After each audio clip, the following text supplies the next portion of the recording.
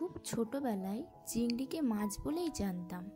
একটু বড় হয়ে জানতে পারি চিংড়ি জলের পোকা। বাট কম বেশি চিংড়ি সকলেরই প্রিয়, আমারও প্রিয়। তাই আজ আমি চিংড়ি মাছের নতুন এক রেসিপি করছি, যার নাম বিনস চিংড়ির পোস্ত। বিনস চিংড়ির পোস্ত বানানোর জন্য আমার লাগছে 200 গ্রাম চিংড়ি মাছ আর সিদ্ধ করে সাইজ করে কেটে লবণ হলুদ মাখিয়ে রাখা আলু, মটরশুঁটি, বিনস।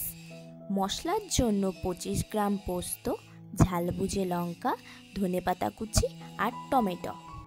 ওভেন অন করে কড়াই বসিয়ে পরিমাণ মতো তেল দিয়ে চিংড়ি মাছগুলো ফ্রাই করে নিতে হবে। হালকা ফ্রাই হয়ে এলে নামিয়ে ওই তেলে বিনসগুলি দিয়ে নেড়ে চেড়ে হালকা লাল হয়ে ফ্রাই হয়ে এলে নামিয়ে নিতে হবে। তারপর এইভাবেই আলুগুলি আবারও দিয়ে ফ্রাই করে তুলে নিতে হবে। তারপর সেই কড়াইয়ে পরিমাণ মতো তেল দিয়ে তেল একটু গরম হয়ে এলে করে রাখা মশলার মিশ্রণটি ঢেলে দিতে হবে।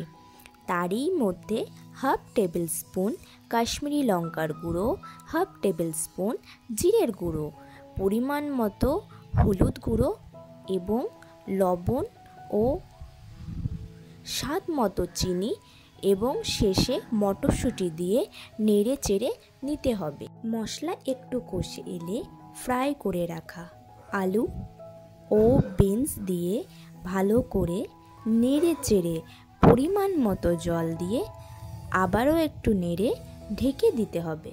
তারপর 3 থেকে 5 মিনিট পর ঢাকনা খুলে ফ্রাই করে রাখা চিংড়ি মাছগুলো দিয়ে নেড়ে নিয়ে আবারও ঢেকে দাও।